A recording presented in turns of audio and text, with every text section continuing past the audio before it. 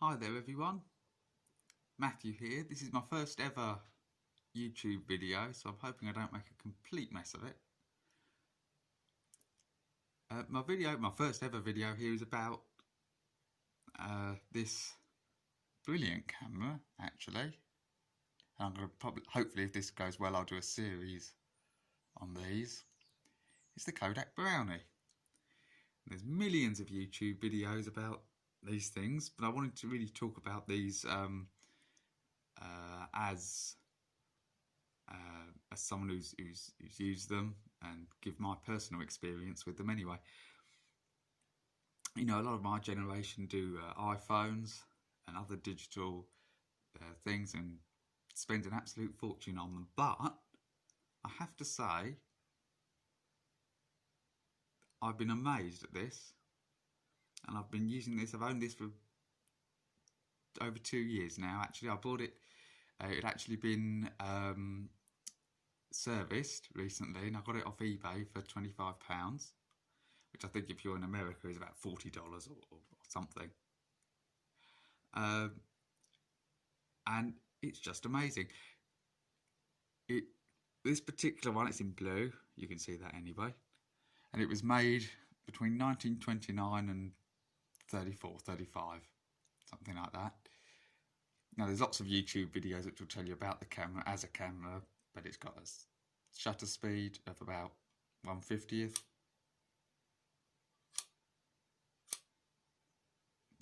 And it's got 3 aperture settings, which are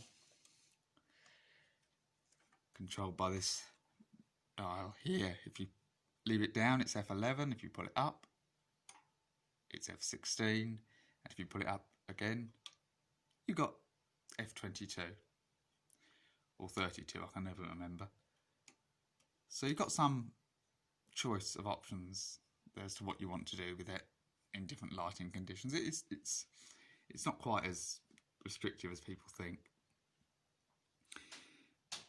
And the great thing about this camera is actually that if you don't want to have things enlarged, or you're just getting into photography, you're just doing your own stuff, you're printing your own photos, or in fact doing anything like that, the negative size is big enough that it produces these amazing contact prints.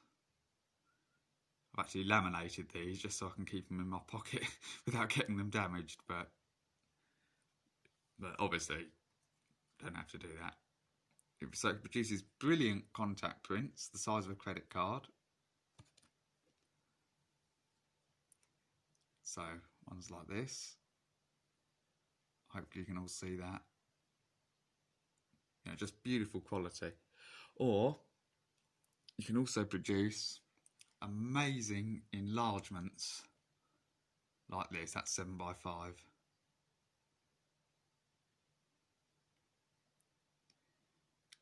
So the quality is exceptional, especially in good lighting conditions. You do need good lighting conditions to get the best out of it, but you can do some indoor shots as well. It's not too bad. Now, if you use the Kodak portrait attachment, and it's #1 for this camera, if ever you go out and buy one. If you use the Kodak portrait attachment #1, this is a replacement one, unfortunately. The one I did use on this camera got absolutely flattened when I was riding my bike and it came off and got flattened by a car. But this is the portrait attachment, and it sits just inside there, nice and evenly like that. And it takes head and shoulder shots from 3.5 feet to 6 feet away from your subject. And with a bit of practice, you can produce beautiful results with it. So Kodak made this particular model of camera from 1924, but in the late 20s and early 30s, they made them in colours, which is obviously what this is. This is the instruction manual there. So this is just a quick review for anyone who wants to have a go at doing film photography. I really recommend this. In fact, I recommend lots of old cameras. In fact, in particular, medium format. I've tried to get on with 35mm, but frankly, it's you get more photos on a roll, but there is a trade-off because the negatives are small enough that if you start enlarging them, you can notice the grain in the film a lot more. So medium format is usually the way I go. But you can pick them up on eBay or in antique shops, and maybe your family have got one in the attic or anything like that. And you know, you can get them at a good price and they work well. In fact, actually, I stopped using my iPad after I got this because I thought it was just so good. So that's a quick review of the Kodak Brownie number 2, Model F. And I hope to make more videos like this. Feel free to put comments in the comments section. And I hope you enjoy the video.